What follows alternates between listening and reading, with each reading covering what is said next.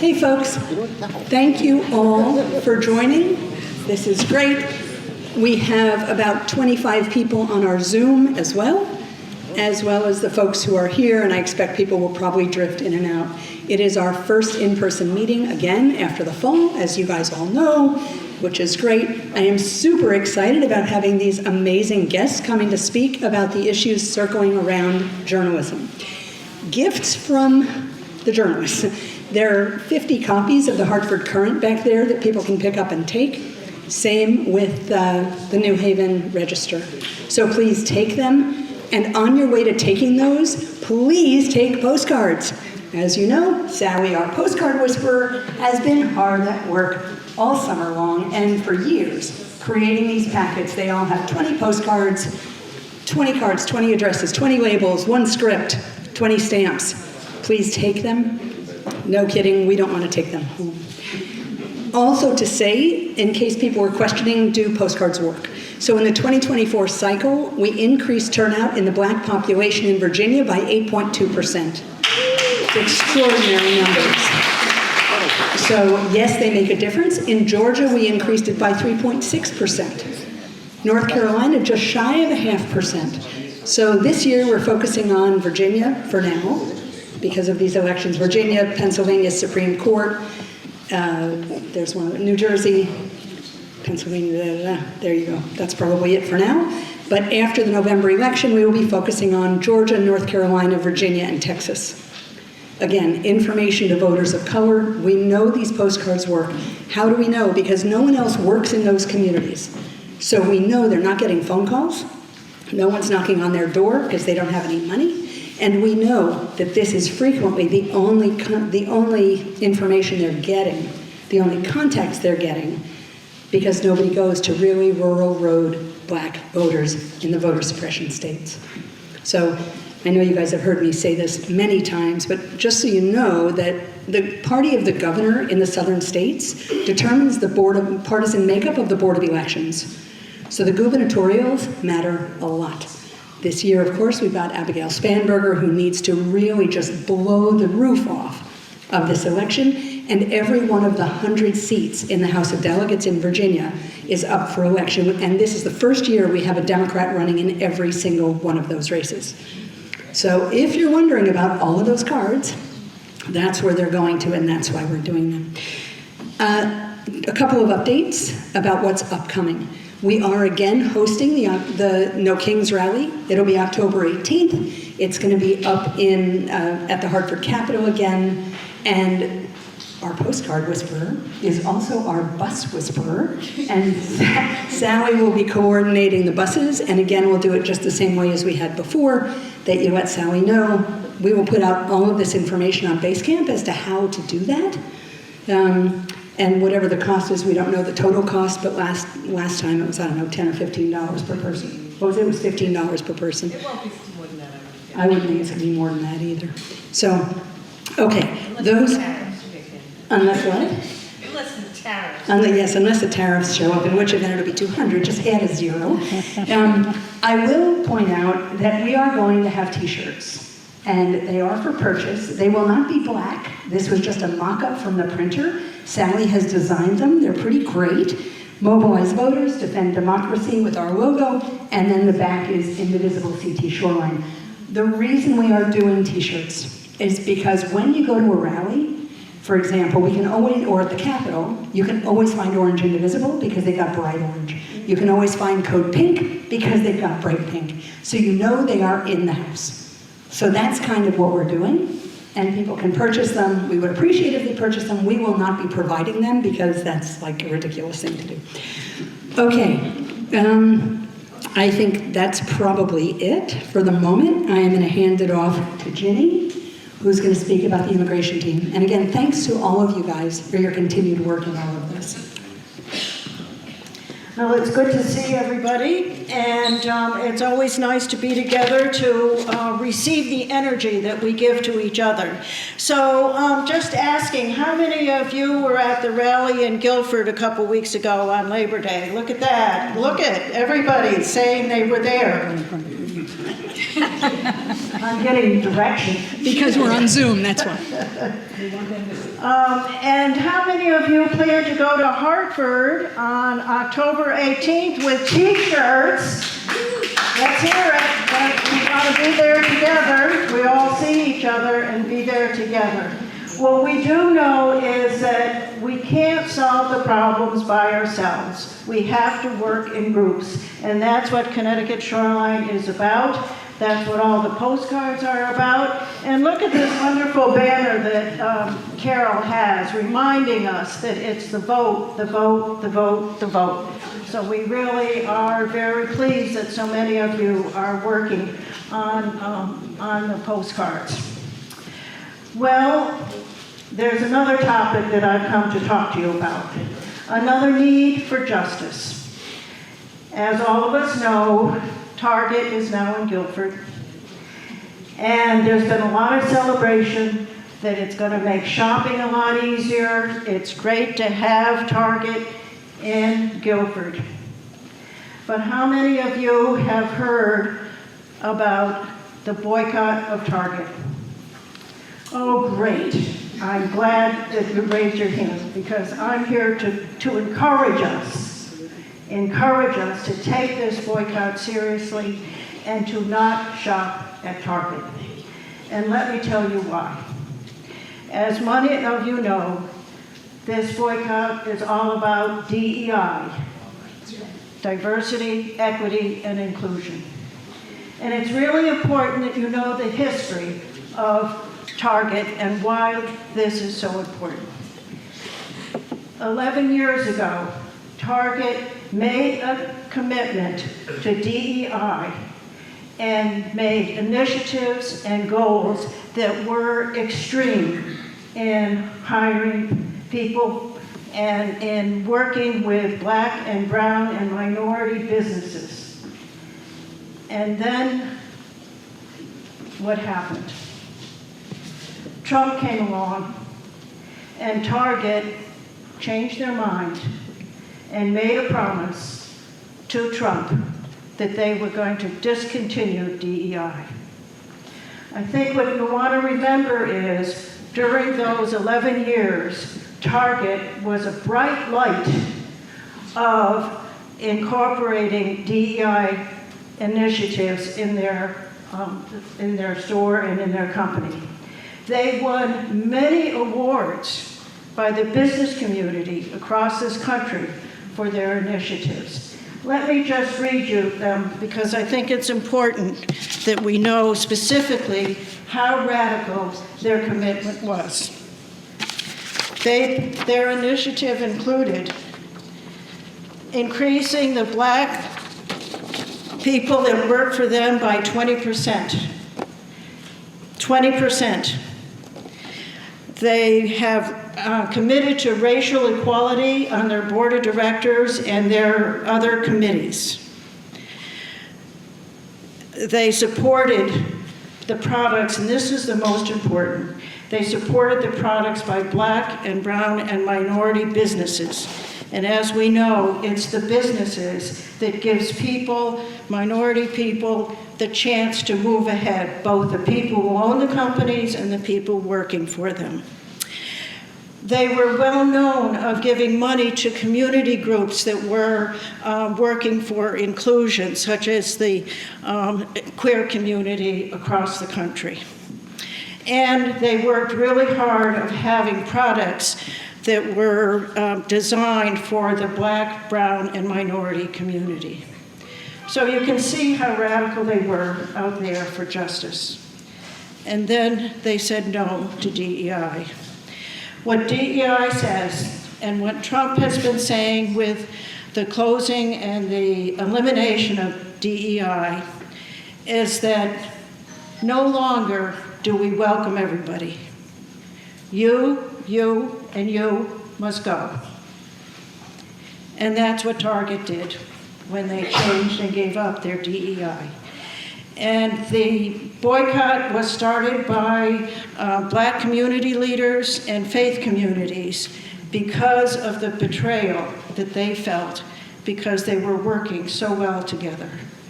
So it is up to us shoppers to stop going to Target. You may have heard over the last 7 months, the company has lost $12 billion.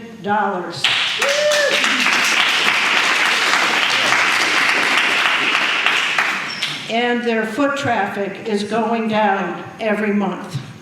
So we hope that the foot traffic here in Guilford will go down. So the other interesting thing, just to reinforce why this is so important, as you know, you probably heard Costco, who affirms DEI, sales are going up. Meanwhile, Target, who gave up DEI, sales are going down. So what this tells us is this is surely evidence that moral values make a difference and that boycotting works. So let's work together and not shop at Target.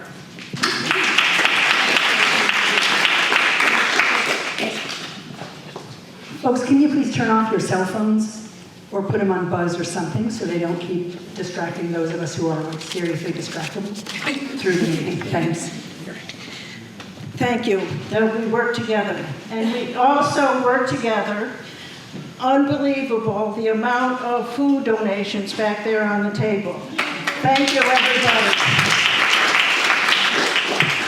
We have so many food donations that John has brought a couple other guys to help him in a U-Haul truck to bring all the food back. As you know, this food is for the immigrant community in New Haven, especially those families who have had members deported and are suffering because a member of their family isn't working and they need food. So we thank all of you for giving to this effort as we go along. And we're very fortunate to have John Logo here with us today. John, come forward. John is the coordinator, leader, friendship of ULA in New Haven, which we have been supporting for way too many years because they need it. We don't remember. Welcome. Thank you.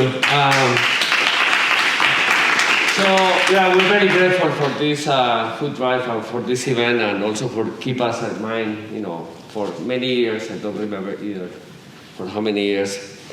But I just want to tell you, the situation of the migrant community is very hard these days. So fortunately, and I don't know to which stance I can say that word, fortunately, because there has not been many detentions or many raids as any other parts of the country, any other states, but there has been several hundred people being detained and being put in deportation process. We're working very closely with a few families, and I just want to tell you the situation of, for example, Nancy, who we fought really hard for her, and she got deported, So right now, her two kids, they are with her in Mexico, but they are coming back because they are American citizens and they need to go back to school. So right now we have Silvestre, who is the husband, taking care of the house, taking care of the kids. When the kids are coming back, and right now he lost the income from Nancy. It's the case of Adolfo, who got deported when he was going to the court. So right now, suddenly he finds himself in Mexico without any economical support.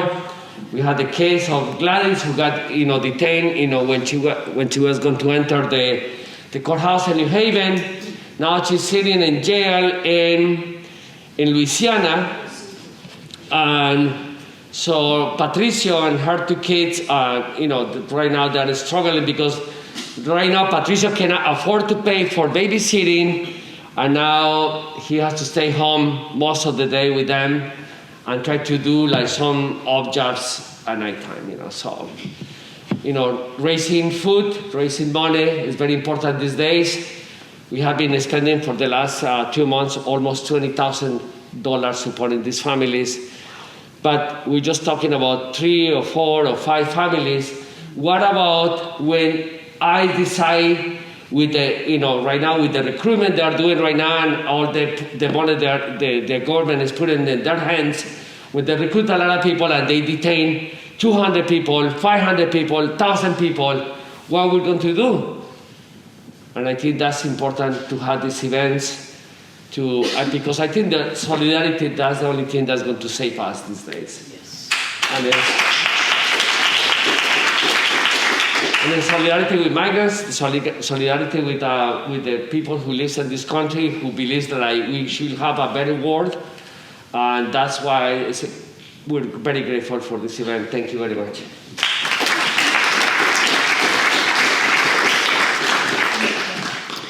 Thanks, John, for keeping us grounded, and thanks everyone for coming out today. It's a beautiful day, and we're really glad you chose to come in here with us.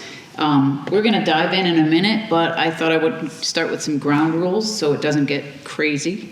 After I introduce our amazing panelists, I'll be asking a few questions for about 30 minutes. Our focus is going to be on what makes news or how it gets to the media, and what the threats to journalism are right now. And then finally, because we're indivisible, what we can do to help or to make a difference. Since we have a major newspaper editor, a chief political reporter, and an investigative journalist, the questions are most likely going to go to all three, but if, there may be some that are specific to different people. Once we finish the round of questions, we'll have Q&A, and then we'll break into a 20-minute training session with our very own Shannon Gale, who will be teaching us how to record meaningful moments so that we can share them with media down the road. In case you haven't noticed, we have a lot of cameras, a lot of microphones. We're live right now on Zoom. I think we've got 20, 25 people listening. And we're also being recorded for GCTV, which we would have put in the flyer, but we forgot. So if you're not dressed for success, that's okay. Just watch your mouth if you're going to be taking the mic, because it's going to go on TV. So bathrooms are over there by the front entrance, and let's go. We've got 3 great panelists. We've got Susan Raff here, who is the chief political reporter for WFSB TV. She's also addicted to running, hiking, and swimming.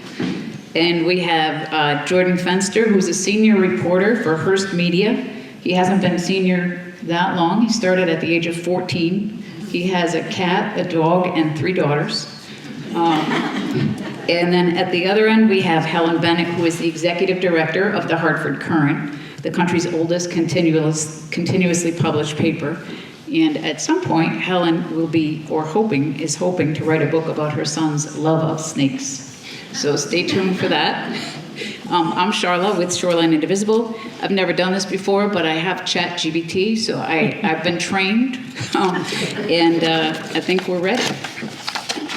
So let's get to it. The first question is, how is it decided what stories are covered in the news? So if we could maybe start with you, Susan. Are you able to hear me? No, it's got to be on the mic. But there's another mic. There's another mic. Hold on a second. I can take this one. Is that better? Everybody can hear me? Oh, yeah, it'd have to be mic'd for Perfect. sure. Thank you. It's great to see everybody, and it's obvious it's a gorgeous day. Everybody could be doing a million other things today. But I think it's so important that everyone is here and involved in what's happening. Too often in our world, people speak out and they're not really informed, so it's wonderful. Every day at Channel 3, we have an editorial meeting, and reporters and producers and our news director and managers get together and talk about the news of the day. It's also imperative that reporters pitch their own stories. I usually do on my own, and we talk about in that forum what should run for the day. We have a lot of platforms at Channel 3. If you've noticed, we do live streaming now. We have a sister station. So we have many avenues or venues to be able to do that. But it is a process. It's a very fair process, I think, and important to decide what story should run for that day. Okay, great. Thank you. Well, my favorite author says that whatever's in the paper is news. Whatever is news is in the paper. And whatever is in the paper is news, and it's the truth. So you can take that as you will. I'd say that how I would defer to Helen for who makes the decisions ultimately on what news gets to the paper, but Susan's point about reporters bringing news to their editors is very important, because it's us on the front lines who are inspired enough to work on something, or find something important enough to write about. And the key to that, I think, is finding everything interesting, literally everything, to be, as curious as possible, and then to try to sell it to somebody like Helen, who decides whether or not it is worthwhile, whether or not it has impact, whether or not it is interesting to a wide enough range of people, and to that I'll defer. Thank you. Can you hear me? Yes. And Jordan is making fun of me because we worked together for many years, so he's allowed to do that. We do the same kind of process that Susan described, very similar. We have a meeting every day, and with all the same people involved. It's extremely important for reporters to have ideas and to know what's going on in their so-called beats. One of the things about the Hartford Courant, despite the name Hartford Courant, is that we have to keep in mind, too, that we have a statewide audience. And by that I mean, my metrics show me that I have a statewide audience. So people all over the state are counting on us. One of my goals every day, and my staff knows that, is that they should be looking at things and what the impact of those things are going to be on people in Connecticut. And obviously, people all over the world are reading it anyway, but I want them to be thinking about that all the time. And that is part of what I've seen in an evolution of news is, we're not the smartest people in the room all the time, or even part of the time. And we have to know what people care about, and we have to know what is of interest to them. And for example, this is a good example, and this was really important. It really made a lot of news last summer, not as much this summer, but last summer there was a tremendous amount of stories about electrical prices. And that resonated with people. It really meant a lot. Well, my last electric bill at my house in Orange was $700 for 1 month. Whoa. I'm still. Wow. Wow. I think it's the snakes, but we want it cool, they want it hot. But no, but you know what I mean. It's thinking. It's not just us deciding this is what you should read as Connecticut residents. It's also what do you care about, and the electric prices were one of them. One of my reporters has broken and kept on top of some stories, mostly related to Greater Hartford, but really to the whole state of Connecticut, about some subpoenas that were issued for information about how grants from the state of Connecticut went to various groups. Well, that's important to everybody in the state of Connecticut because you paid the taxes that created that money that pay those grants. And so I was thinking about everybody in a case like that. And I'd love to hear from people about what's important to them too. But that's one of my biggest focuses. What is this going to mean to real people in Connecticut, and will it help them make a decision about something in their lives? That's one of the reasons that I still let us cover crime, because just for the awareness, not to target any one group, but just so you're aware of what's going on. But other things, developments in various towns, fights against affordable housing, rental prices, all of those things. How is it going to impact people? And that was kind of a long-winded explanation, but that's pretty much what my goal is. Thank you. I just wanted to follow up with, how do you ensure that diverse voices and underrepresented communities are reflected in your coverage? Anybody?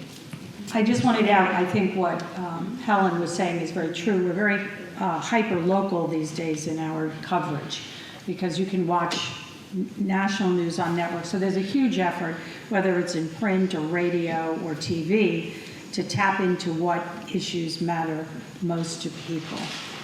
What was your question? My question is, how do you ensure that underrepresented communities are included in the news coverage? I think we're all aware of that in the news business. I think that we cover news not necessarily based on who the individual is, but what matters to people. I think we're very conscious of going to communities and finding out what's important to them, not necessarily white, affluent communities. I mean, obviously the immigration issue has been a huge issue, but I think we're conscious of what because we are in this state together. Right. Awesome. Thanks. I'd say that our goal as journalists is to enfranchise people, is to engage in a wide conversation with as wide a range of people as possible. And if there is a group of people who are being marginalized, I think every journalist I know would see it as our responsibility to make sure that that group of people has a say and has a voice and is being heard. The only way you can get that news, the only way you can find out that news is if you are involved in those communities, if you engage in those communities, and then you have to, I think the struggle then is to make it, to show that it's valuable to people outside that community, that it's important to people outside that community. I would also say that, just to go back to the previous point, I wanted to just suggest that it's always a struggle. We talk about, Helen and I have a friend named Victoria, and Victoria and I are always talking about candy versus vegetables. Because what's important is not always what's interesting, and what's interesting is not necessarily always what's important. And so we can write about Taylor Swift all we want, and it's not going to impact anybody in Connecticut. And we can cover the Guilford Planning and Zoning meeting, and it's going to impact everybody in this room very directly and very, important in big ways. Your pocketbook and your schooling, and yet the Taylor Swift article will get many more views, many more readers than something about the Guilford Town Meeting. So the challenge there is to balance those out with all of the other, with what I was saying before, enfranchising the disenfranchised and showing people in Enfield. This is what I try to do as a reporter all the time. I try to show people, if there's an important story in the Guilford Town Planning and Zoning meeting, I try to show people in Stamford and in Enfield and in Torrington why that's important and why that's meaningful. Thanks. But that's a really good point, Jordan, because we do the same thing. It might be something in Guilford, but it could be something that's meaningful to people all over. Affordable housing is a prime example of that, how different communities are handling that. I do think having voices and representing communities in Connecticut is obviously very important. And you have to also be careful to know that there are many people who are part of a group that could feel disenfranchised, and you can't make assumptions about it. I think the past couple of years in terms of news has also made that something that we've had to think about a lot. And I'm going to use this example, and I'm not going to get into any opinions or anything, but since October 6th, there has been different opinions in Connecticut about what's been going on in the Middle East, and trying to bring balance to that can sometimes can sometimes feel, I think, a little bit unfair to people, and struggling to have balance for that has also been very difficult. But recognizing that we're not taking a stance, and so we owe it to people to make their own decisions about it by presenting different sides, is the important thing. And that's kind of a lot, just a sort of a live example. But I tried to bring a little more diversity to the Hartford Courant staff, and I did. Unfortunately, that reporter has left, and I haven't been able to hire since then, to fill that position since then, fingers crossed. But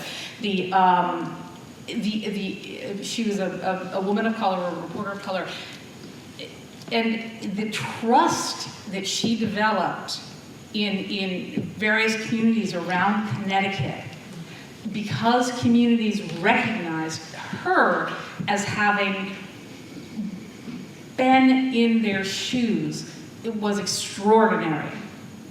And I knew it, I saw it, and then she left me, and she went to VU and she got her master's degree, and then she came back to Connecticut, and her mom threw her a big party for graduating, so of course I went. And something that a pastor in Hartford said confirmed exactly what I thought. And because he got up and he talked about how when the Hartford Courant had her on the beat, people saw that the Hartford Courant cared about this, and she developed that trust. So I knew that was I knew that was a right decision. And it's not that and you can use that example in anything, is that there's going to be more trust, if somebody feels like you've walked in their shoes, and that is not, and that's kind of a human thing, that we all do. Right, But, the representation matters, and they might even be bringing different things to their stories, or Exactly. bringing different stories to the top, which is also important. So I know that was kind of long-winded, so I apologize for that. That's okay. Why don't you hold on to the mic and we'll head into the next question, which is, what do you see as the most pressing threat to local journalism today, and how has it changed? That's a tough one, because I think reporters, editors will keep going, will keep working as hard as we can to cover all the news that we can, no matter what. I do think a little bit, do we wish we had more people? Absolutely, absolutely. But I might have more people than Susan, but they still do an extraordinary newscast every day. I read your site every day, I watch it, and so that is, probably the struggle is, we could do more if we had more people, but, I'm not gonna, I would never complain about the number of people I have, because they all work really hard. Okay. Jordan, what are the biggest threats to local journalism? So I don't want to get in trouble with my bosses. Well, this is going to go on TV, so I'm she gonna watches say what I'm TV. gonna say. Someday I'm going to write a book called From Wax to the Web, The Death of Local Journalism. Oh, no. When I started in this business, and I'm not alone here, I remember huge rooms full of people that their whole job was taking strips of newspaper and covering them in wax and putting them on pieces of very thin cardboard called pasteboards. And then one day, a big conglomerate came in, bought the newspaper out, fired the whole room. And that whole room became me with a desktop computer and a program called Quark Express. That has proceeded again and again and again as companies like mine buy local newspapers and then seek to consolidate not only, seek to consolidate the jobs of those individual people.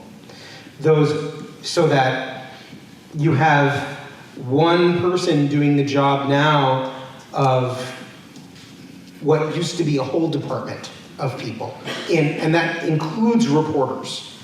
So the corporatization of news, I think, is a detriment to local news. I would be remiss if I didn't mention, I think I'm in the right room to say that there is a segment of the population at this point that is pushing a Lugenpresse mindset, the lying media mindset that is eroding Public trust. the public trust in the newspaper, but without any. So let me. I'm sorry, Susan. I don't mean to be long-winded. I apologize. But it used to be, how much is we deal in? Let me put it this way: we deal in widgets, and our widget that we sell is content, right?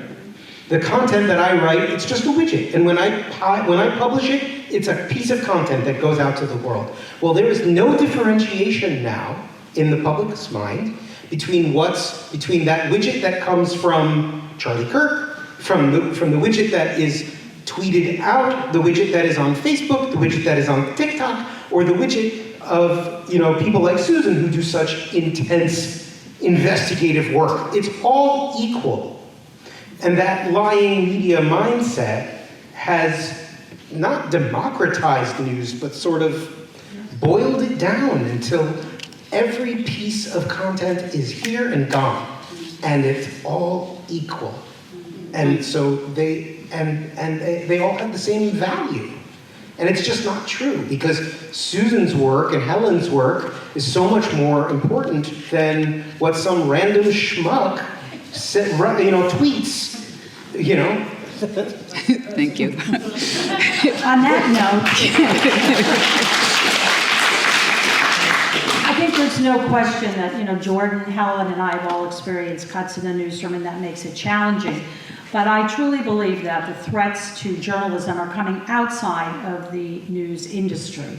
And to understand that a little bit, I've been a journalist for over 30 years, and I come from a very rich journalism background. My father worked at CBS News for over 50 years.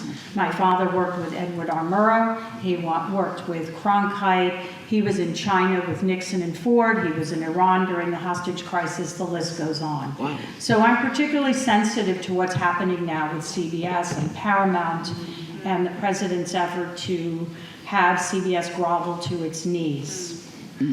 Right. And when you start to do that and take away that voice, how many of you're all pretty much my age, watch 60 Minutes religiously, right? And I'm telling you that is the pinnacle of journalism today. But it is very dangerous when that happens. And I'm going to share a story with you that I think is very important. When Donald Trump came to Connecticut in 2016 when he was running, and I was surprised he came to Connecticut. It's a blue state, but he came here. Greenwich, right? No, he was in Hartford at the convention center, and he allowed us to interview him, which is always good. And it lasted 2 seconds, and off we went into the room. And there was the riser where he was going to stand, and the media all on the riser, right? We're all waiting. And I would say within 3 or 4 minutes of that speech, Donald Trump turned around and pointed to all of us and said, "They're the devils, they're the bad people." Wow. And I remember thinking, I thought, well, is somebody going to hurt me? Yeah. And luckily, maybe because I'm in Connecticut, we all got booed.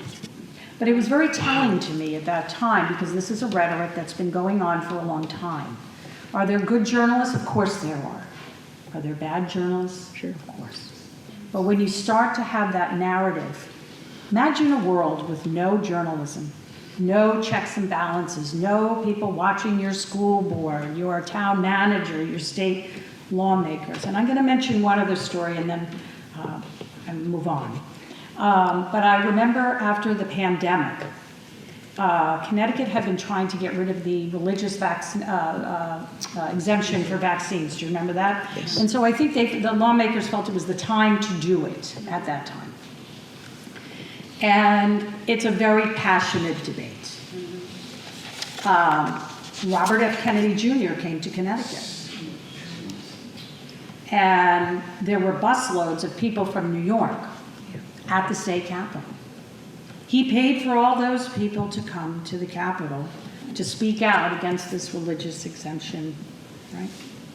And because when the Senate and House are voting, you're not allowed to be in there, right? He paid for a monitor outside of the North Steps. I've been covering the Capitol for almost 30 years. I've never seen that. Wow. But the anti-vax movement was so strong, I was physically threatened. Wow. We were just doing stories about what they were doing. I had to have the Capitol Police escort me to my car. Wow. I had to have my hometown.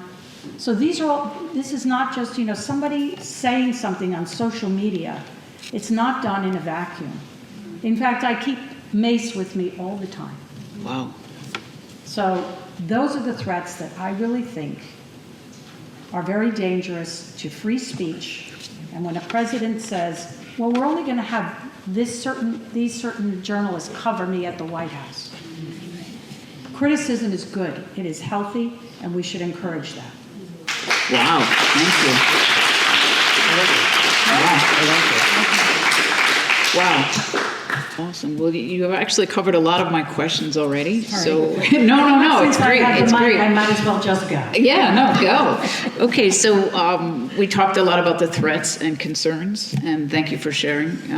So what are the possible solutions, and more importantly, what can we as ordinary citizens do to make a difference to make sure that important stories are lifted up? That's a tough question to answer, because I think we're all in an unfamiliar territory right now, right? We're kind of unsure. We're afraid to speak out, stay out, and social media. We were always encouraged to, and I post things on Facebook, and I'm sure Helen will tell you that, and Jordan will tell you that, because now, advertising dollars are drying up on one platform. So we're all doing that on social media. But I think X is no different from Twitter, right? It is very, it's volatile, it's vicious, people say things. To defend what we're doing, I think that comes from all of you and the communities, and the importance of supporting journalism, going to events, talking to people about the importance of journalism. I wanted to ask, can I just ask, how many of you heard of these independent auditors or independent journalists? Okay. It's the same thing? Well, it's interesting. So these are people, does the name Sean Paul Reyes ring a bell to you? Okay, Jordan knows who it is. It's another concern. These are people who are not really interested in journalism. They're interested in confrontation. So they go and they record people, and when they do that, some people get upset, and so it's more about the confrontation, which they put on social media, and the more clicks you get and the more likes you get, then you're making lots of money. And there was a case, and I implore you to read about it. This is Sean Paul Reyes is from New York, and he does this for a living. He's also a convicted felon. But in any event, what is a journalist?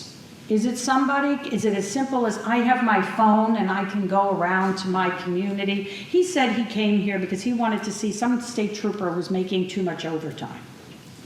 So I think we need to be critical or ask questions about who are these people who claim to be journalists. He was not interested in, he never exposed this guy or found out that he did anything criminal. But in any event, the cop acted irrationally and spit on him, so now he's in trouble. But anyway, I think it's important for all of us to think about who is a journalist and support our journalists when we can. So just to follow back on that, Susan, so what is this fellow's name? His name is Sean Paul Reyes. He has a website, I forget, it's called the Long Island Auditor. He comes from New York. There are many of them. And he came to Connecticut and went to the state police to ask Brian Fahey, who was a Connecticut state trooper, because he found he had too much overtime. Troopers get overtime. They're short-staffed. I don't know the particulars. He didn't do anything wrong. He wanted to simply know.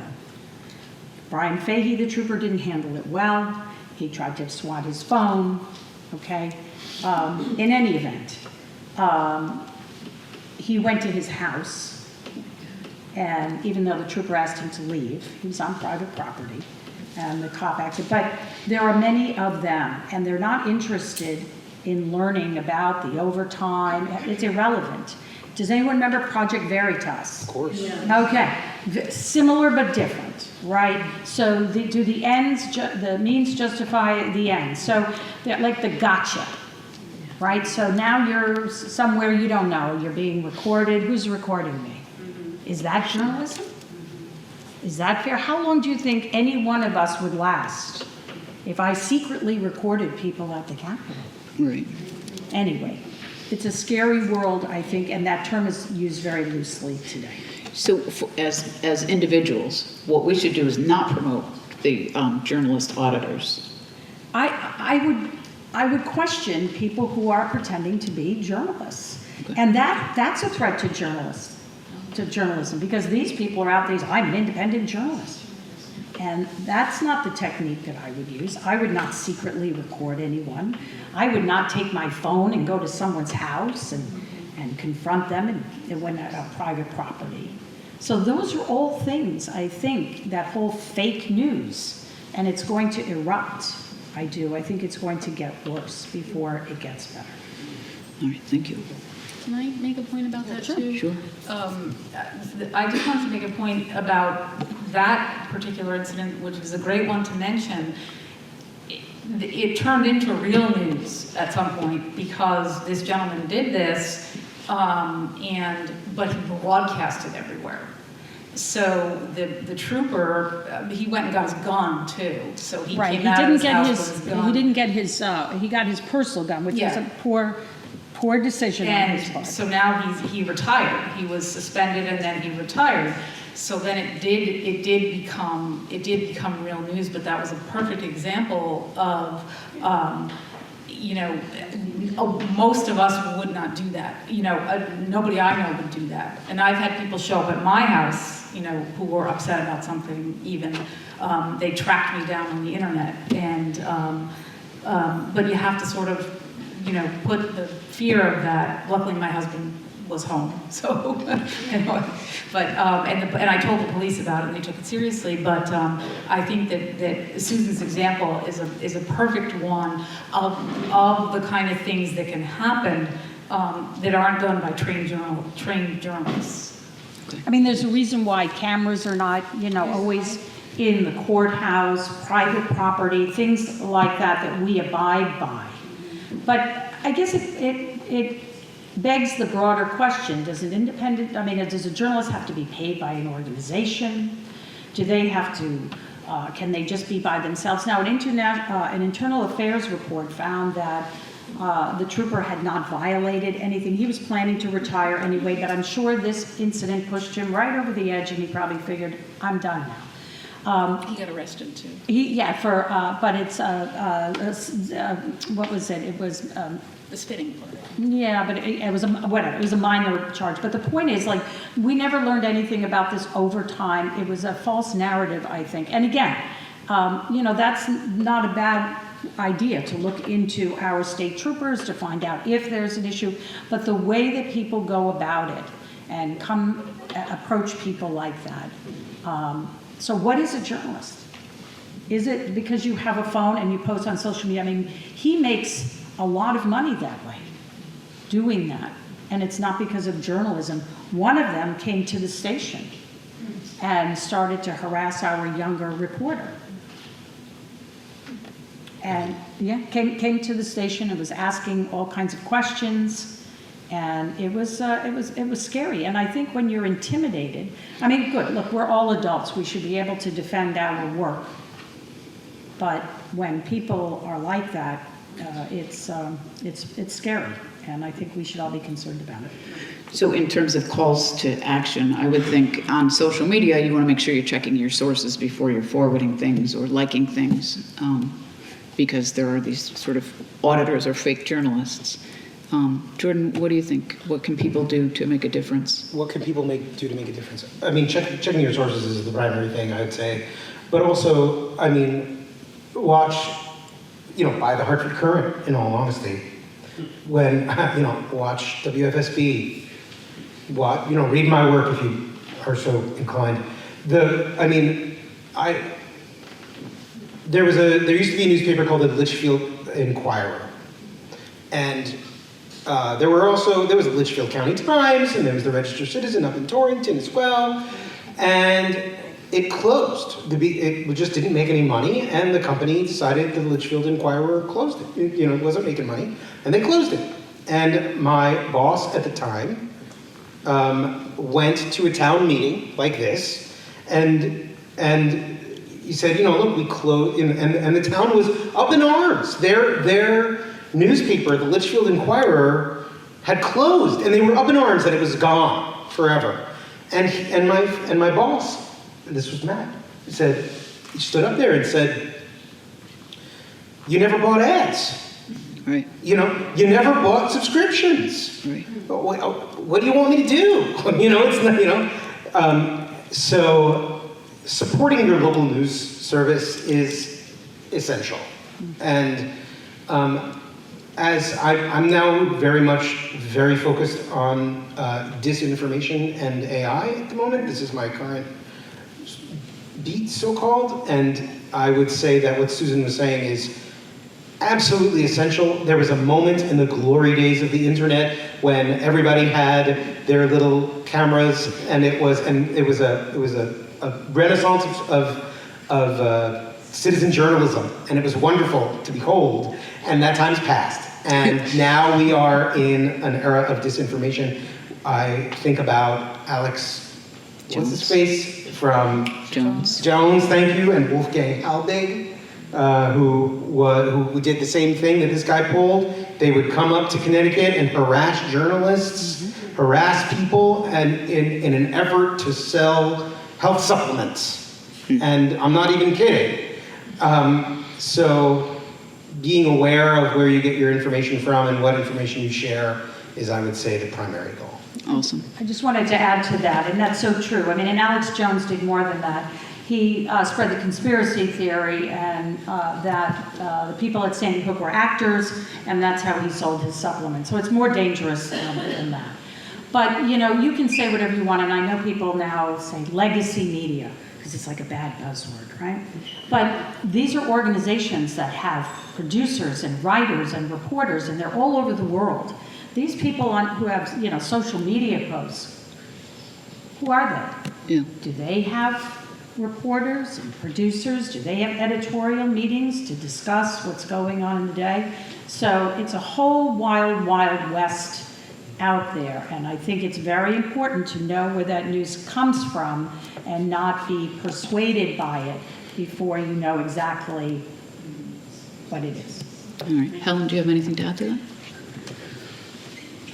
Yeah, I thought both of you explained that really well, and I really agree with you, Susan, in terms of having people making judgments about the validity of the news they read. But also keep in mind, and I'm going off what Jordan said, I think you can get like 6 months of the New Haven Register for 25 cents now. I think you can get like a year of the Hartford Courant for $1 online. I mean, so it's there's a lot of news deals out there, but the importance. I want to make one point. Editors in newsrooms, they question reporters about information. They question reporters about information. They ask, did you call the other side? Did you make sure did you make sure you got a response from the other side? And when are we going to get the response from the other side? We've actually held stories about that. And all of those things are done. And we've had reporters say, I can't file this story today because I don't have enough information. I don't understand it well enough. And that's frustrating, but you have to understand that means the reporter is doing their job. is really doing their job. Awesome. So true. We had Timothy Snyder speak to us a couple of years ago, and one of the things that was really impressed on me is the importance of local journalism. And he said it's like it's part of the resistance. Like it's our job to support, and that means finding whatever you believe in and just paying for the subscription. And that they are fairly inexpensive, but I mean the short staffs at the journal. And it's hard too, because news is a business. Exactly. Right? We don't operate in a vacuum. We need revenue dollars. Without advertisers, we won't be here. So TV is in a little bit better spot in the sense, and granted, our piece of the pie is much smaller, right? We all grew up, remember, we would watch the 3 networks, right, every night. Now, and it's funny, when my dad started with CBS, the evening news was only 15 minutes, and no one ever thought that anyone would, the appetite was there for more. 24/7. Wow. That might be the best part of it. You okay? You're a doctor. But it's true. And now look where we are. So we all need advertising dollars. We have different platforms, but even then, I mean, it's a constant battle because look at the Courant. I mean, Helen will tell you how many reporters back in the day when Mark has Neokas and everything, how many reporters did you have? Probably 300, I think. And how many do you have now? 20? They had 300. 300 to 20. Wow. Okay? I wasn't there when. Right, but people are not reading newspapers anymore, right? Everything is online, and I probably shouldn't admit this, but we have a new assistant news director who's starting with us in a couple of weeks. He's 30. He doesn't own a television. Oh, Doesn't own a TV. wow. I know, and so I think everyone is getting their news in many different ways, Right. and yet at the same time, you need to sell advertising to stay in business. Right. So it becomes it's a difficult thing. Yeah. When we have Vanna White over here holding our newspapers, which are free and available over there, so you can take a peek, take them home with you, and remember what it's like to hold the newsprint in your hand. Although you can also get them online very inexpensively. And I'd say also that if you get like a deal like Helen was mentioning, you can call back when it's over and yell at them and they'll give you the same deal again. Yeah. The point that you were making is so true, and the number of journalists that we have is so small, and it's so sad to see. And so I really am thankful that you guys are even invited us here because it's important. Well, thank you. And before we go over to Q&A, I wanted to do a final funky question, which is for each of you, if you could interview anyone in the world, living or dead, who would it be? Oh, man. You can take a second while Carol lines up this questions. Living or dead, anybody. They're going to answer a final question, and if you could round up some questions from the audience. So really, living or dead? Living or dead. I would want to interview, I think, Abe Lincoln. Wow. Because I would want to know what he thought was going to happen in the future of the United States, and I recognize as a news person, people are worried. People are worried on all sides. Everybody seems really worried now, and I recognize that. But that's who I would talk to. And I one time got to interview Larry King. Does everybody remember who Larry King was? Yes. That was a huge thrill, and because he is obviously the great interviewer, and I got to interview. He was at a local event in Woodbridge, and that was one of my great. But I'd go for Abe Lincoln because I really want to know what they think about what's going to happen to America. Awesome. I would. My first thought is like Oscar Wilde or Mark Twain, but I think that's too easy. I would love to interview somebody like who was at the crux of a shift You know, like when the Sea Peoples came just before the Bronze Age collapsed. I'd love to interview that guy. Or like, you know, like the Native Americans when the first Spanish ships came over. You know, those people would be great interviews. Like, what do you think about the first Spanish? What do you think about these Spaniards? It would be a great, you know, it would be awesome. Do you like the blankets? Yeah, right. Yeah, right. You know, how are you going to deal with the smallpox? I like the Spaniard question better. I'd ask them what they're serving for dinner. Right. I'm going to go back in history too. I would like to speak to those who crafted and signed the Declaration of Independence and the Constitution. Yeah. Because that seems to be floated around a lot. What the Constitution meant. Did our forefathers believe that the Second Amendment was okay to have people have assault weapons? And, I think I'd like to know what their intentions and hear from them, maybe a glimpse into the future, if that's what they intended. Oh, great. This is the most extraordinary Thank you panel. so We much. have had incredible people come to speak, and these three, please give them a hand because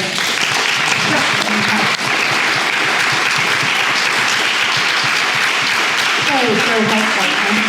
And completely appreciate Shannon Gale, who's been filming this.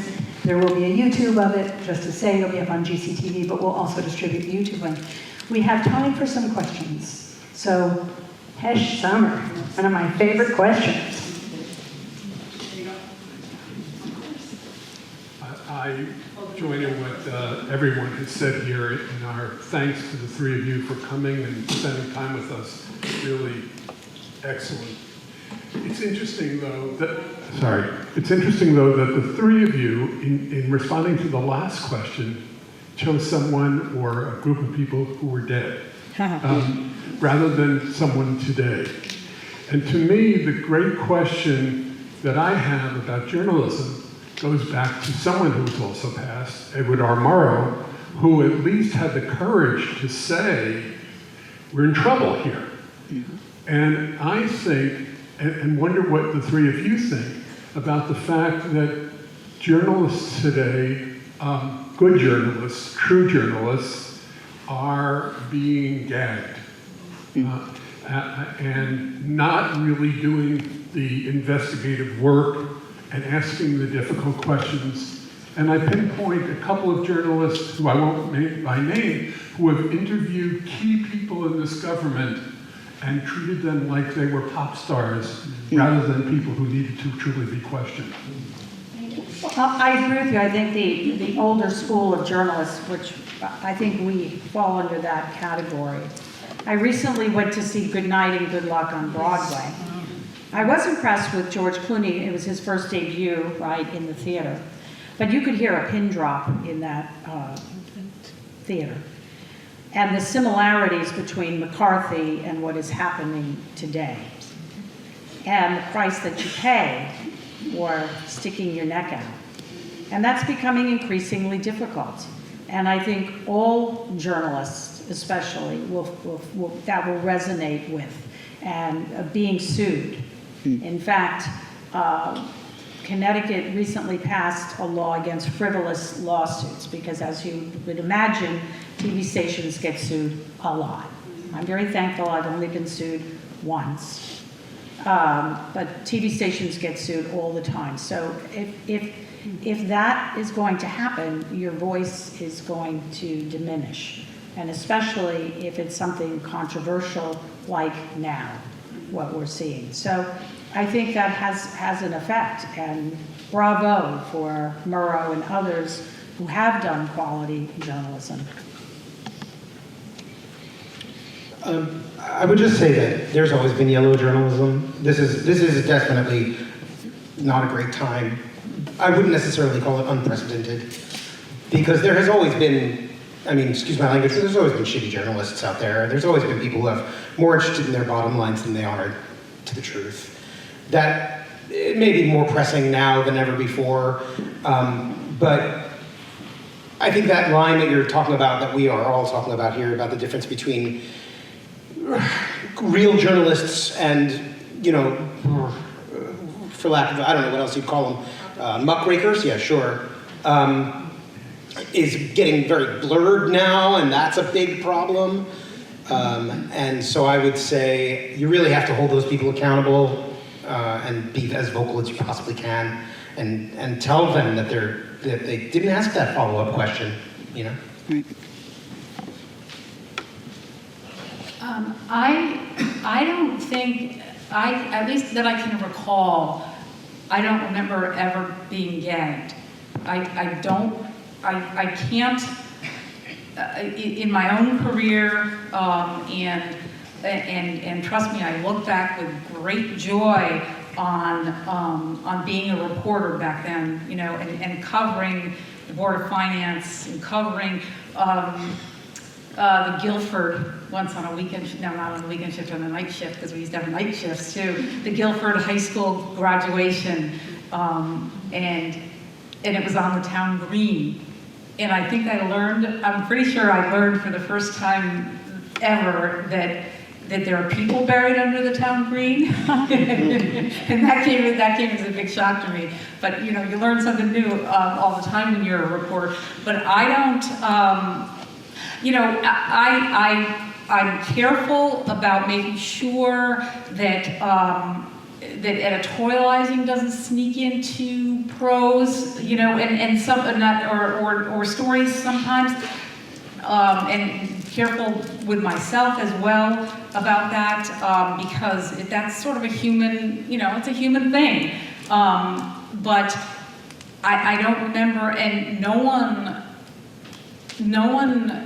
has ever said the Hartford Courant can't do a story on something.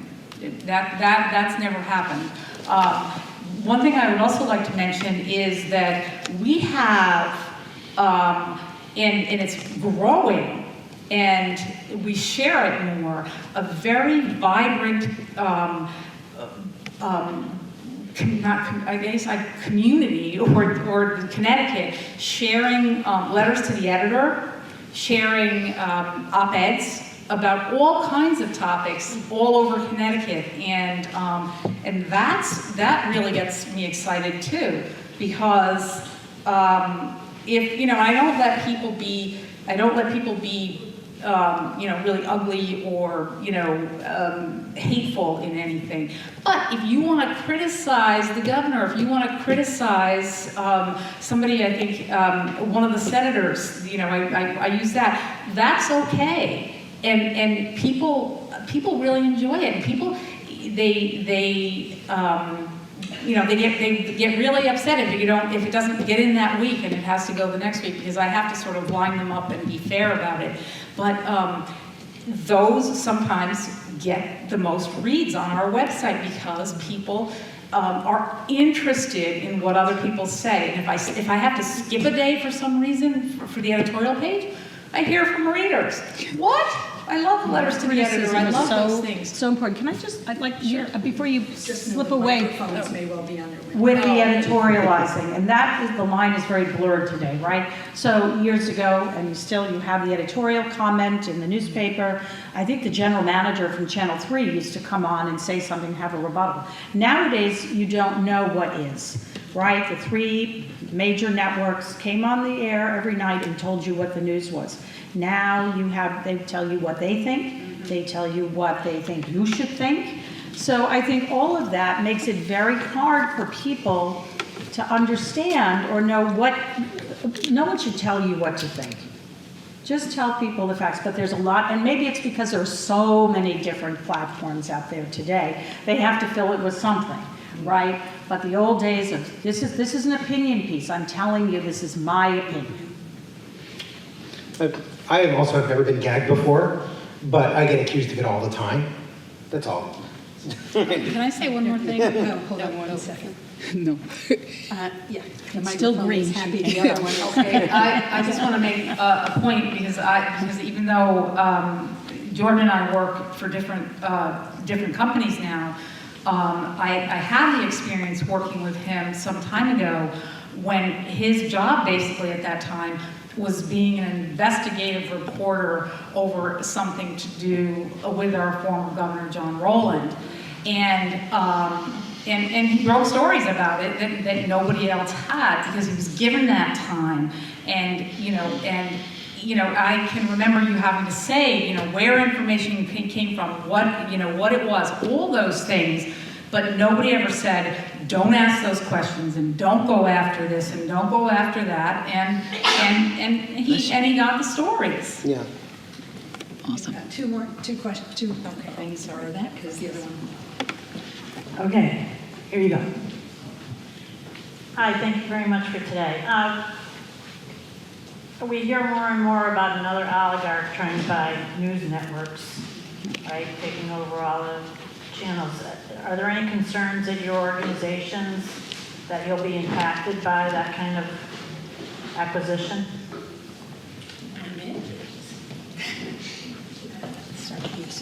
Thank you. I think that's a real huge concern, and I think it's going to get worse. Again, news is a business. I don't think locally, channel, I think it's more of a question of CBS, ABC, NBC, CNN, all of those big networks. But it does trickle down. I'm not as concerned about it, and I also share theirs. I've not ever been told that I shouldn't do a story, but I certainly have been told many times, make sure you have accurate information and you talk to a lot of people, because you have to stand by your work. You don't want to end up. But that's a huge concern now because of what we're seeing with CBS and Paramount. And once that happens, there will be more. I am scared. I'm terrified of it. I have been, Helen and I, that company that Helen and I worked for was then purchased by a hedge fund. And I've been through acquisition after acquisition after acquisition, so it happens. And I am thankful that places like the Mirror, the Connecticut Mirror exist. Nonprofit news is a model now. I am extremely grateful that that's a thing, because God forbid Peter Thiel buys my company, I am gonna have to be looking for another job somewhere else. Yeah, I don't. Did I turn on? Okay, I don't think I can add anything to that. I think it is a concern. We've all been through buyouts and things like that. I'm pretty confident in where I am right now, but we always have to face that. It's a business. Thanks. Mike.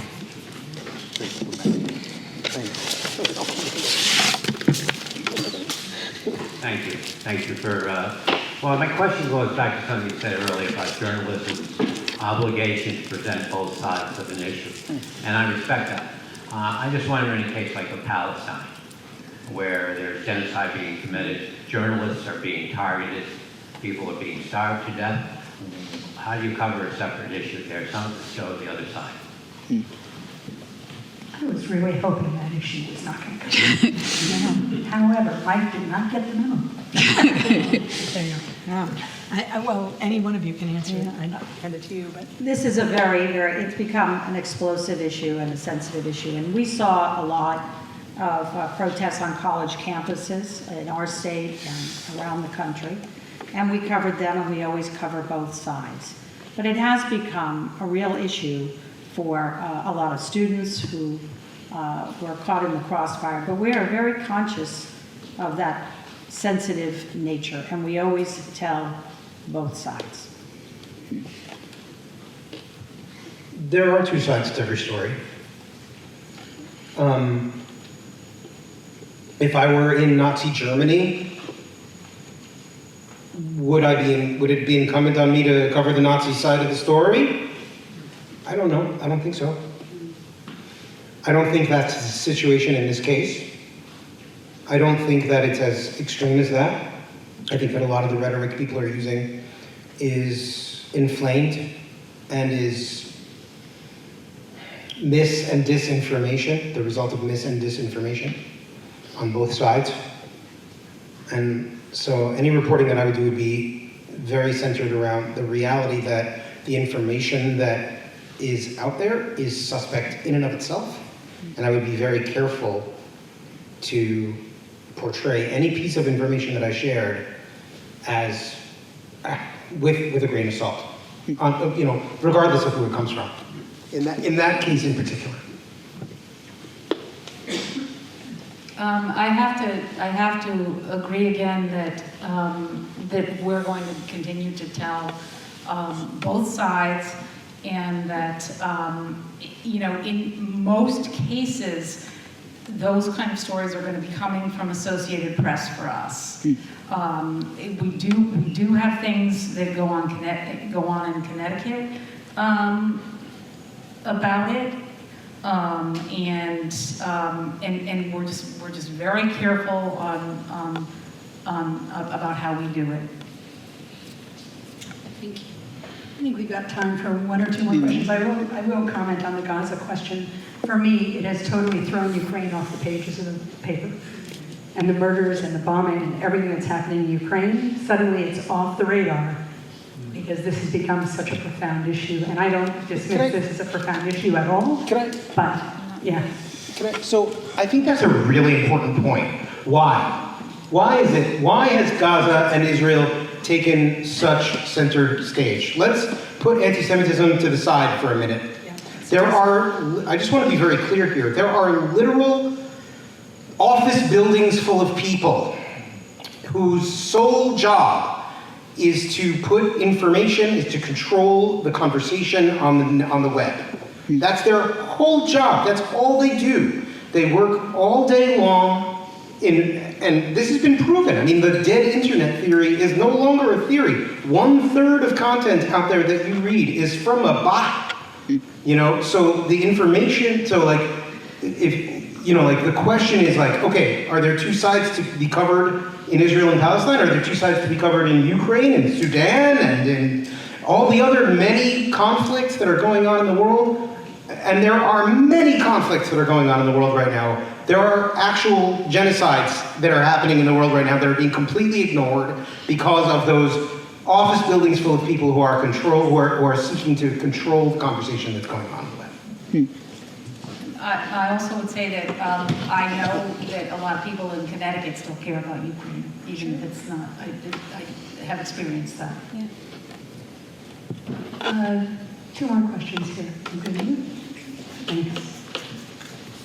Good news, the microphone is still very happy with us. I just have a general question. Do you have any knowledge of any impact on schools of journalism in terms of enrollment? I'm concerned about a lot of young people being disconnected.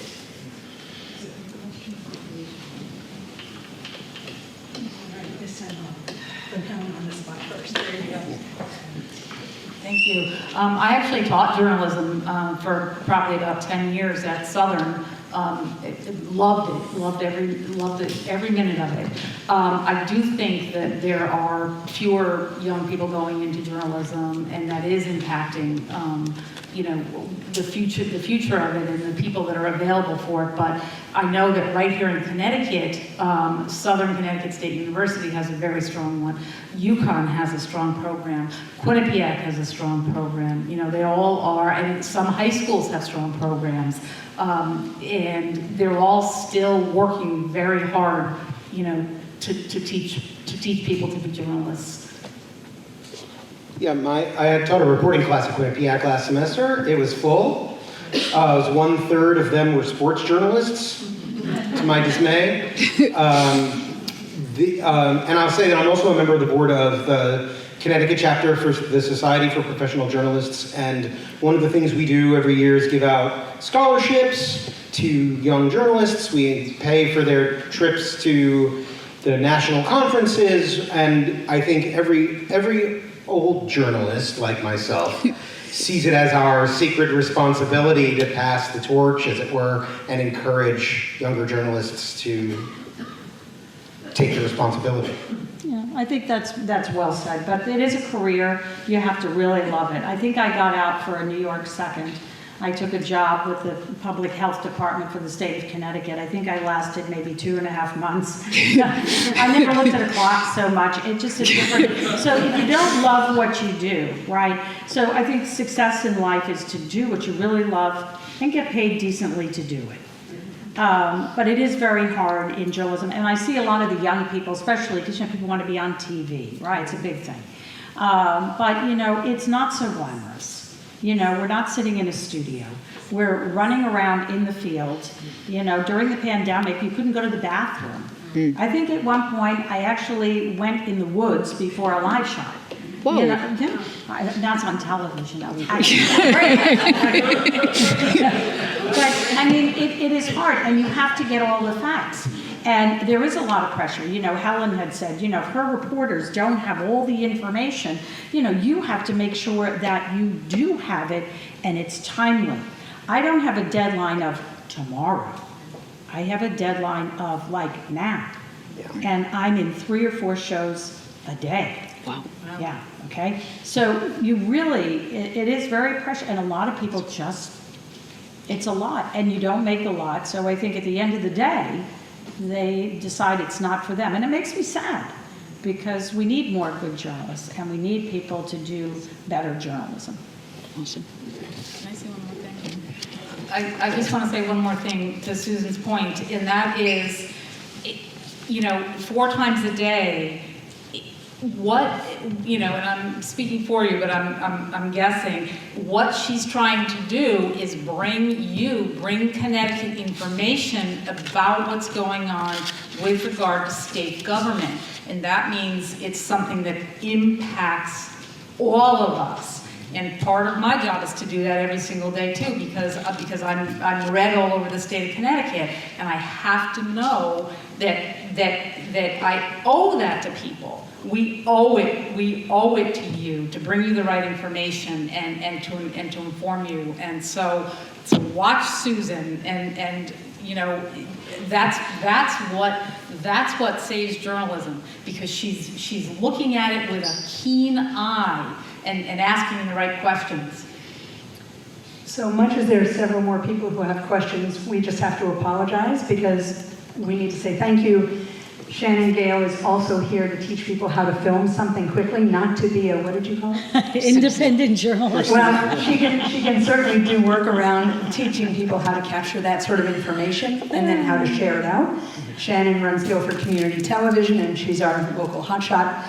And, right, and so that's sort of, there was another word you had, not the independent. Auditor, independent auditor. Whatever they're calling themselves, the independent auditor. When you get a moment tonight, just Google it and see when you get a moment tonight, just Google it and see what that is. It's a huge thing out there now, with all these people going to different states, and their issue is really to stir up trouble and confrontation and get people to react and get upset, and because that sounds right. That's the thing. Oh, people like to watch that on social media. Look at that person. Look what they did. But is it really about journalism? I don't think so. Can I just make a comment? Yes, of course.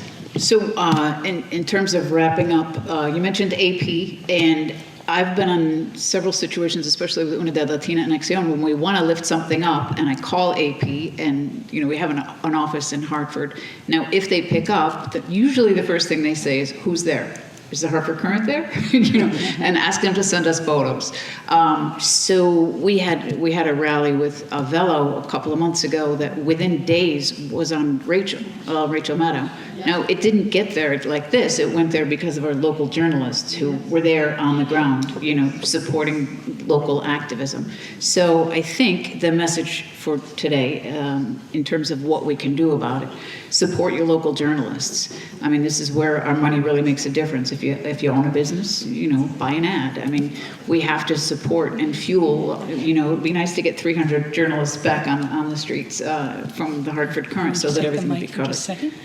I just want to say there's some people on Zoom as well as in the room who have other questions, and if you guys are willing, what we'll do is please send us the questions and we will pass them on. Oh, yeah. And that way we can get the rest of the questions answered, if that's okay with you guys. Yes. Great.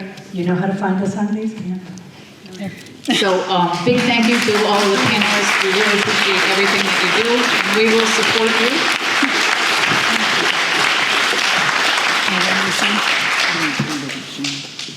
All right. Many of us end up in rallies where we're on the street and we see something happen and we want to be able to film it, not as a disruptor, just saying. We want to be able to film something and share it out. For example, if ICE is taking down somebody and you happen to be on the street, if you see something occurring and you want to have it on your camera, have it on your phone, and then know how to share it out, Shannon is now going to take us through a workshop on that.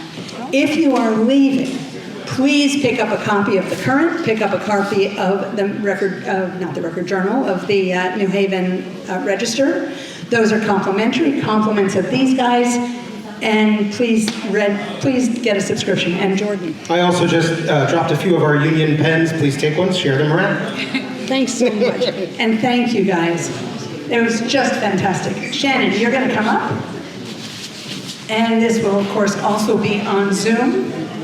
And this is the workshop in how we are going to film things and then get the word out on whether it's social media or to our friends or however we're getting the word out. So please, folks, if you want to move up closer to see what Shannon's doing, that's great. And I think we'll probably give it a few minutes. Please take postcards.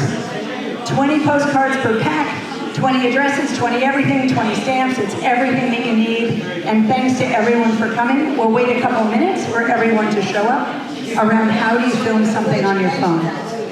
Thank you.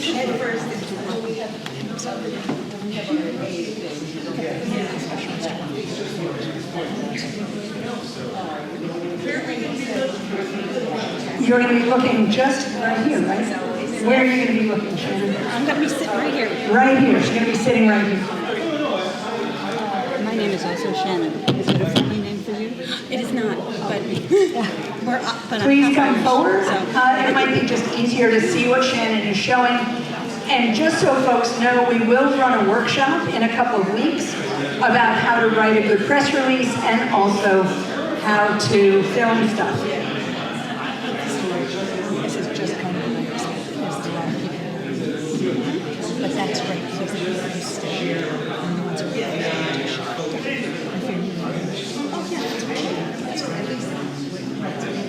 Okay, a couple more minutes for folks who want to join this workshop about how to understand how to use your phone and film something quickly if you see it. We're going to do that now, and it'll go on for probably about 20 minutes. Yeah.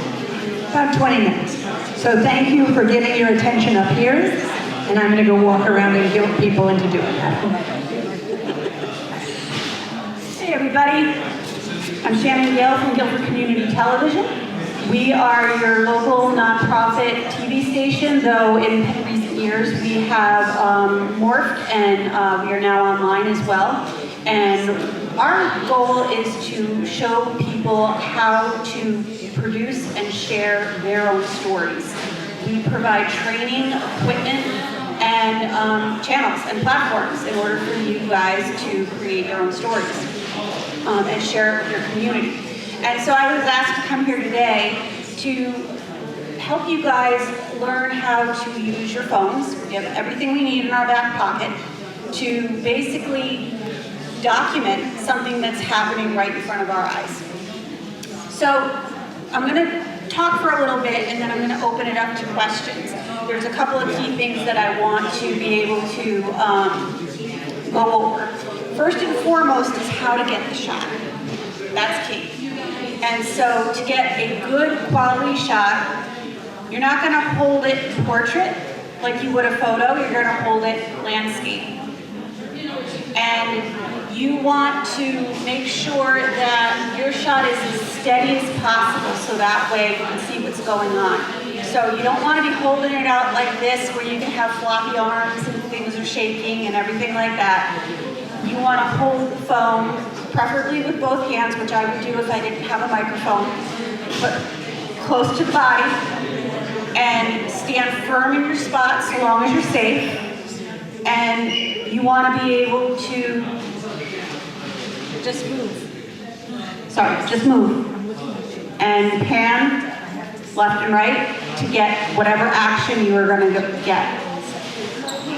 What you want to do, because the type of video that you're probably going to be taking is going to happen very quickly, and you need to be able to act quickly. Unlike a situation like today where it was planned, I was able to set up my tripod, I was able to frame everything really nice and get everybody on camera.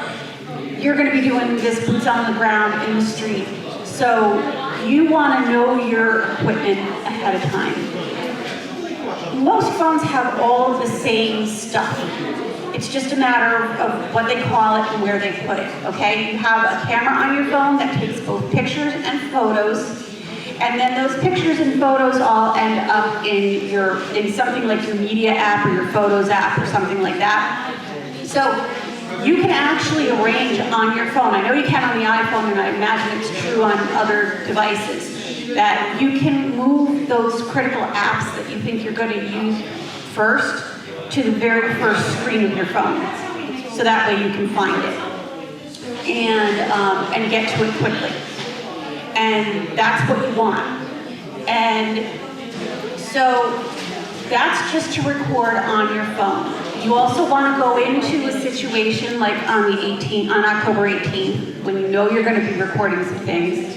You want to make sure you have enough space on your phone. You want to clean your phone off of any other videos or photos and back those up to a bigger drive somewhere, so that way your phone is clean and can hold as much footage as you're able to take. And you want to also go in with a full battery, because taking video is a battery drain. Okay? Once you've taken the video, okay, and actually, let me backtrack a little bit. As you're taking the video, the other thing to keep in mind is audio. Your phone's camera, your phone's microphone is not necessarily going to pick up things very well from a distance. It's going to get a lot of ambient noise if you don't have another microphone attached to it, but it's not going to pick anything up necessarily discernible. So to the extent that you can, because you are the closest thing to your phone, you may want to objectively narrate what it is that you're seeing for the camera. And because this might be video that you're not going to post right away, and we're going to get to that in a little bit, but it might be video that you use for something that you put together later on. And so by narrating what it is that's happening, what you're seeing, you know, you're capturing the story. You can even take the audio out after the fact, but at least you have it there. Once you have gotten your video, you can go into your Photos app and you can play back the video for yourself. See what you came up with. See how good the video quality was. What maybe you got for audio, and then you have a couple of choices. You know, if you can get yourself to a safe place and you have good Wi-Fi access, you can upload it to social media. Most phones have apps that you can download for basic social media. Just a really informal poll. How many of you guys are on Facebook? How about Instagram? Okay, so you guys can upload to Facebook. And what you want to keep in mind when you're doing that are a few things. If your intent is to have this be as widespread, viewed as widely as possible, you want to, for this post, you want to set your permissions to global, which means that anybody, whether you are friends with them or not, can see your content. And then what you want to do is, if there are key people, maybe you know local journalists and other activists that you want to see this video, you can tag them using the @ and whatever their handle is. So you could tag organizations, people that have Facebook accounts, so that way they will see your post, and anybody that is following or friends with them will see your post as well. The other thing that you can do is called hashtagging, which is the $. And what that does is anything you put a hashtag in front of, it makes it a key word, a searchable key word, okay? So you can do #ICE, and then anybody that searches for ICE on Facebook is going to, your video is going to come up in the list of videos to watch, the list of posts, okay? this kind of brings us to another point that, you know, I was talking about with Carol and a few others, you know, as we were preparing for this event, which is that what you film, you may not want to put up immediately. Because you may, you are gonna wanna maybe check who you have on camera. If you're filming and you get somebody who is undocumented on camera, and that goes out on Facebook and social media, that could be detrimental to them. If you're filming something and the transaction or the altercation or the event somehow becomes political, a legal issue, then that could be its own issue as well. So it isn't always that you're filming with the benefit of putting it up immediately. What you really want to do is, especially I think for this group, is that you want to go in with a plan. So let's take October 18th, the event that you're going to, okay? Those of you who want to film to capture what's happening at that event, you want to have a game plan. Know who your media people are, who your videographers are, and know what kind of content you want to walk away with. Are you going to have somebody who is primarily getting the speakers at the event? You might want to have somebody or a couple somebodies who are going around and just focusing in on their signs that are being held up. Because this is useful if you decide to put together a small edited piece after the fact to show that this event occurred and maybe to promote upcoming events like it. All these pieces can be put together in an editing project. And this, by the way, you know, GCTV works with nonprofits and also everyday citizens who want to put together their own content to share with their community. And this is something that we would help you do in terms of the editing. So right now we're really talking about, while I am mentioning editing, we are talking more about how to get the content on your camera and then get it somewhere where it can be worked with. You may want to have somebody who is just kind of scanning the crowds to see who's come. But again, not something that you necessarily want to live stream because you don't know who you're filming. And you might want to revisit that in post-production, in reviewing your film before you put it up there. I think the other thing is that, you know, then you want to have a plan for who's going to collect all this footage and what are you going to do with it. And so that's something that you're going to want to talk about as a group, and that's something that you know, a conversation that I would be happy to help facilitate in some way. It sounds like we're going to be doing another workshop that might be allow us to delve into more issues in a little more detail in a few weeks. So I'll kind of leave that at that. But that is the absolute basics of how you want to go about capturing footage for some of the events that you're coming to. There is a whole other type of videography that, if you wanted to get into it, we could do that at some point, because then there is this is more the, you know, boots on the ground, happening now, have to do it fast, don't have time to think and plan videography, okay? Then there's the other type of videography, which is a lot of what you've seen here today, which is setting up for Zoom meetings, setting up for filming for local television, and that sort of thing. That's a whole other planning process. It gets you a whole different type of product, all of which is useful, and sometimes both types can be used in one production, okay? They all have utility.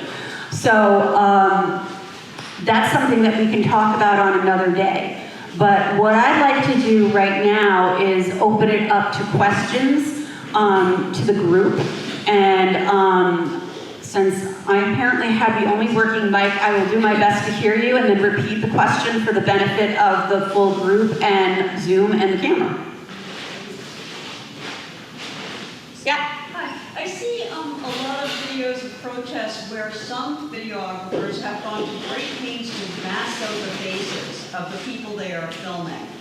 I have not done that, but I wonder, is it wrong to show people's faces at a protest? I mean, I feel very uneasy about posting things that I've shot because I don't know the people involved. I don't know if their spouses know they're at a protest. I mean, I don't want to reveal or out them. So the question is, if you're filming at a protest, should you be putting it out on social media because you could be putting people at risk? And I think Shannon touched on that. And so, I mean, our recommendation as activists would be, first of all, definitely get the footage because it will come in handy. And, you know, hopefully Shannon's tools have been helpful, but we're going to do another presentation to teach more people how to capture it. But you probably do want to hold on to it. And there's a lot of reasons for that. I mean, if there's people who are undocumented, you are putting them at risk. If there's something where somebody could be arrested as a result of the footage, then you want to make sure you're working with people, whether it's the ACLU. I mean, you can reach out to us. We have a lot of connections, like with Unidad Latina en Acción and other activists, to see how they would want to use the footage so that you're not putting people at danger, at risk. Also, if you're filming, like we've said it in our groups too for a long time, if you're filming, you want to be in the back, right? You're filming the backs of people so that they're not easily identified. But to Charlotte's point, we've had several people here who are kind of true tech, internet and computer groupies. And what they've said also is, even if you put up a picture and you crop it, it doesn't matter because it can be uncropped and it can be identified as to where it is, who's there, and what you're doing, and what time of day. So cropping it doesn't help. Putting it on social media, from my perspective, is the kiss of death. The minute you put it on social media, the people who ever were in that are screwed. And so, personally, and I don't know how you feel about it, you're in a different situation, I will absolutely only be on social media rarely and under a pseudonym, and I will never post pictures of my kids, of my grandchildren, anything personal, because we actually are targets in that way. Right, and notice the personal part. So it's what level of risk you're willing to take for yourself, personally, with your own personal photos. When it comes to other people's photos, I think we do have to be careful and consult with others before we post. And I think that gets back to the comment I made earlier about you want to go in with a plan and you want to know what it is you're going to be using this for. So it sounds like potentially any video and photos that you're taking may not be to share with the public. It may be maybe for the group's intentions of just seeing who is there, documenting the crowd, documenting the sentiment and the vibe of what was going on, so as you go forward to do your work, which again, there's utility in that, and so that's perfectly fine. What we tell people, just from a public access perspective, because we have people that do film a lot of public events and have questions about having to ask permission and get consent and that sort of thing, and that's really what your question gets to, is consent. Is that when you're on public property, you can film anything that you want. You don't want to zero in on somebody specific, but it doesn't mean that you can't get faces.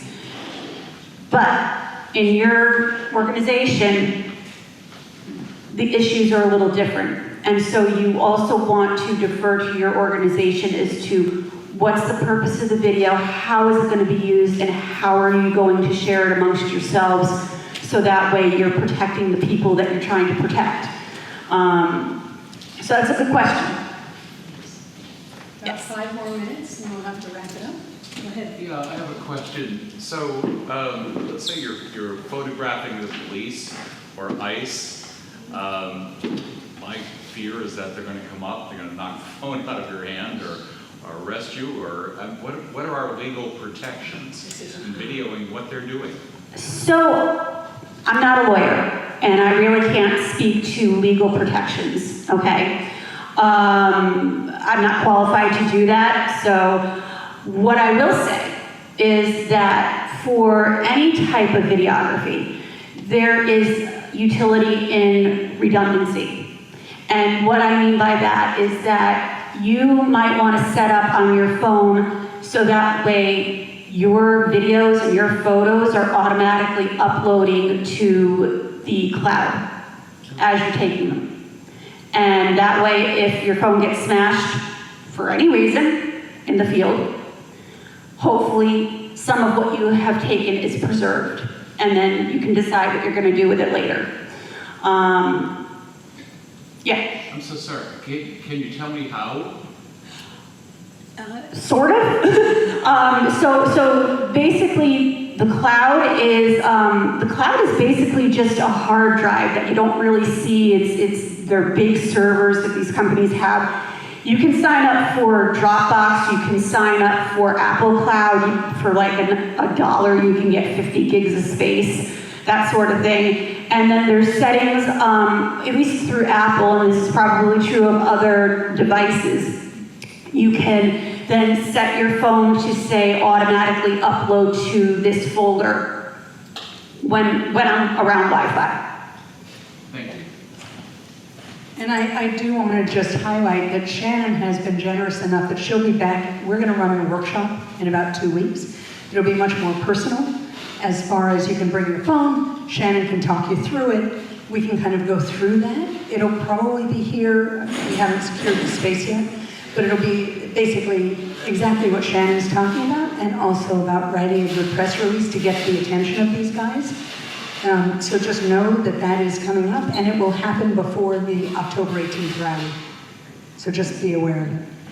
And Shannon, do you have, I'm taking a lot of No, time. go ahead, please. Do you have cards? I will check Scary Purse and see if I have cards. But for anybody that wants to know how to reach me, go to gctvguilford.org. That's our website. My email is up there, and you can get in touch with me that way. Perfect. All right. Thank you to Shannon.